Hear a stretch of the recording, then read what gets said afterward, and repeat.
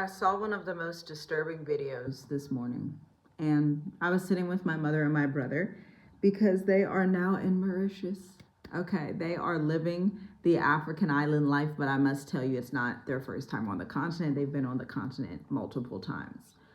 But we were watching this video, and it was from a really good YouTuber, Steve Ram. He does news, like breaking news type of style. We just love that type of style over here because we are discerning and courageous enough to be able to take in difficult information as the times require. And in this video, the Iranians were lined up in huge crowds with these flags that had President Donald Trump's face on them, commanding his unalivement. And it was a little strange. Like the Iranians, I mean, they're not playing. And I'm not the hugest Trump supporter, but I'm an American. And it was like, oh, this can get bad very quick because, see, Iran has just suffered 90 strikes at the hands of the United States of America.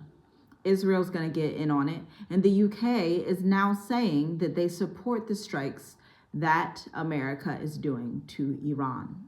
Now, this is not going to pan out good. This is actually very urgent, but the news wants you to feel like it's not urgent.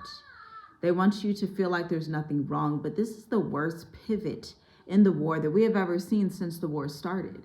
Because when you tell a nation that you have plans to unalive their leader, it doesn't pan out too good. And the thing about Iran is that it's a very mountainous region. It's a desert region. And if they were to send troops to the United States of America, those troops would suffer. So they know they can't send them in. Instead, they rely on the strikes.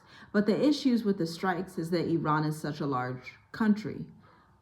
On top of those mountains, like I said, there's a desert climate. So even the strikes, you're unsure if they are hitting the proper targets.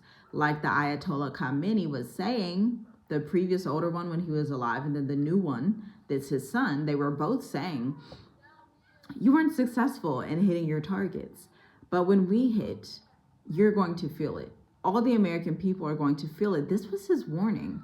And I think you need to consider that. I think we all need to consider that as Americans and say, hey, am I in the best location? Do I have a plan B, second residence option? The best countries to be in right now are Mauritius, Ghana, and Rwanda, hands down. Now you may say, Tiffany, why do you think that? Why? Know it 100,000%. One, because they're all on the anti-corruption list. That's number one. Number two, because they all have 5 to 10 year residency permits and entry access that is super easy for entrepreneurs. Stop going to the most popular places and start to look at the residencies that can actually get you something that will last 5 to 10 years without you having to jump around every 30, 60, 90 days, because that's no true way of life. That's no true way of investing. Anybody that's a successful entrepreneur is actually stable and they're staying in one country, and they may take vacations once a year or twice a year, but at the end of the day, they have their residencies through those countries and they're building operations that may never see the lights of day of YouTube because they have these private contracts, because they have private contacts, because they're not reliant completely on YouTube for survival in their business. They're doing things behind the scenes, just like we do. Although we love coming on this channel, at the end of the day, a lot of our clientele is not even on here, especially the tech firms that we work with. And you could be doing the same thing because Iran, they're not showing any signs of slowing down. Neither is President Donald Trump. Again, 90 strikes is pretty big. And now that they are saying that they're going to do that to President Donald Trump, I want you to picture a world where that happens. See, if they were successful in that feat, America would descend into utter and total chaos. And you may say, well, everywhere would, and it's just not true. Mauritius would not. Canada might feel a little bit of it.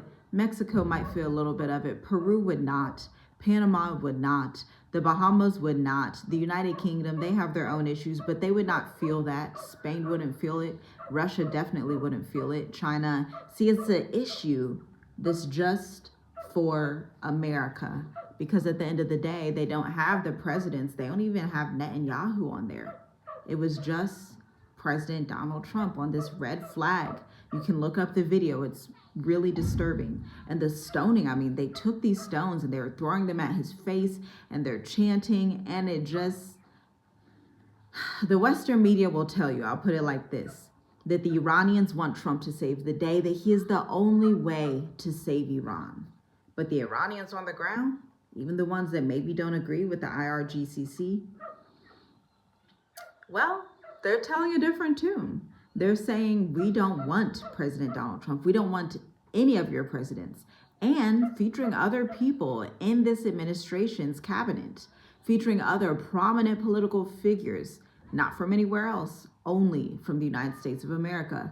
And so you have to wonder, is this a symbol of something? Are you trying to send a certain message to people that could be sleeper cells and operatives that are functioning in the USA? Because you can send in operatives that maybe look a little bit more American-like, maybe a little more white American-like, and don't necessarily look Iranian.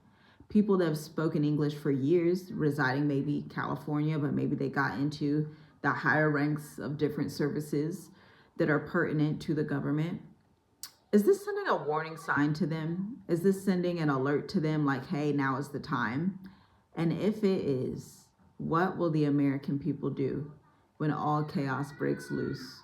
Because Iran is smart. As much as people would like to say they're not, Iran has been around for hundreds and thousands of years. Iran is ancient Persia. The Iranians know how to play the game. They know how to perform war. And they even know the God of Israel, Yasharal. They understand the times and the seasons, and they're not just going to go out and just send some troops out or do anything foolish. They're playing this very conservatively at first, but they're also playing with strategy, a strategy that maybe America has never had to play because we're only 250 years old, a strategy that has been written in the Iranian books for thousands and thousands of years that they can just look back to, flip those old pages and have those old game plays that worked in the ancient world, just give them a modern spin to totally dismantle and topple Western powers.